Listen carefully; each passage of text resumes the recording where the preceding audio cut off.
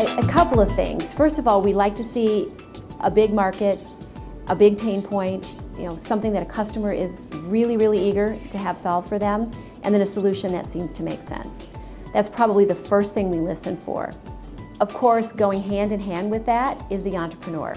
How they present themselves, whether there's experience there, confidence there, whether they project an aura of, we know what we're doing, without being overly defensive or sort of overly enthusiastic to a point where they don't understand the risks and some of the questions. So getting in the door is just hard with investors, and I've kind of seen a number of different approaches taken. I've had, some people have just sent panicked emails saying, I met you once and could I please have you introduce me to whoever? That's actually probably not the best way. It's really just about getting out there and meeting people. In Chicago in particular, it's very open to people making introductions and talking, and you can't assume that every investor you meet is going to want to introduce you to all their friends and everybody else. But if you meet someone and they really like what you're doing and they find it very interesting, they will make introductions for you, and that's part of it. It's really a toss-up. I mean, I meet people, serendipity, and I appreciate it when somebody that I know and trust introduces me to somebody. So that's a big one. I don't think there's not a standard answer. I mean, that's the answer. There isn't a standard answer. One of the things we see very often are entrepreneurs trying to get to the money part really quickly. How long is this going to take? I need the money by 2 weeks from today. Those types of statements. The reality of it is they shouldn't want the process to go that quickly. They should want it to move forward, and you don't want big gaps. You want it to kind of keep marching forward, but you want to be getting to know us, and we want to be getting to know you, because we're going to be married more than likely for 5 to 10 years. So we need to understand who it is we're dealing with here. And if all you want from me is a check tomorrow, that's probably not going to be a great relationship from either perspective. So is it more being part of the entrepreneurial community in the city and being seen and going to events? That helps a lot, yeah, it really does, because that gives them exposure to people like me, and it gives them experience just to hang out in that crowd. But I get cold calls every now and then. How do those go? They're usually not the best. Yeah, typically is this a cool problem? Is this something that, wow, what I really love is, wow, this is a problem I never thought about.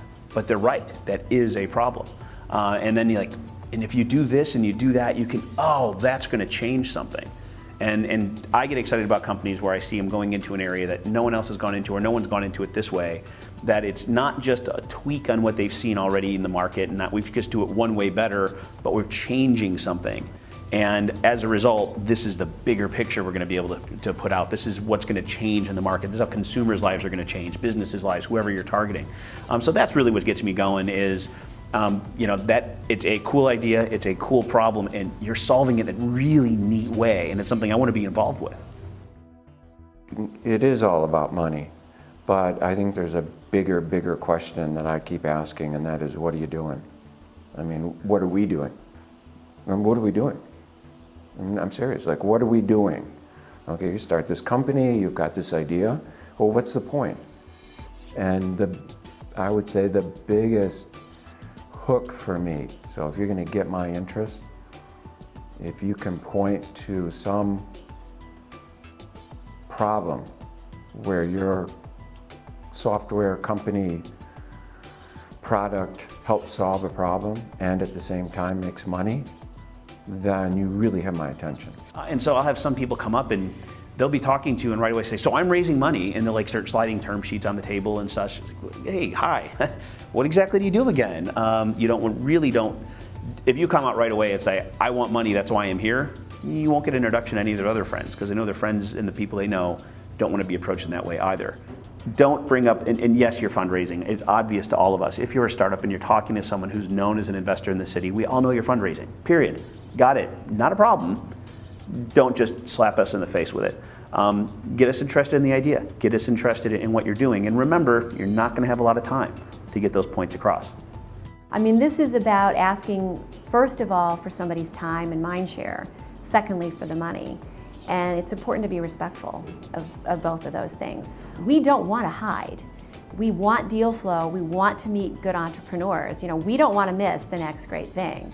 So we try to make it accessible, but we do that in a way that, that also has some controls around it so that we can focus.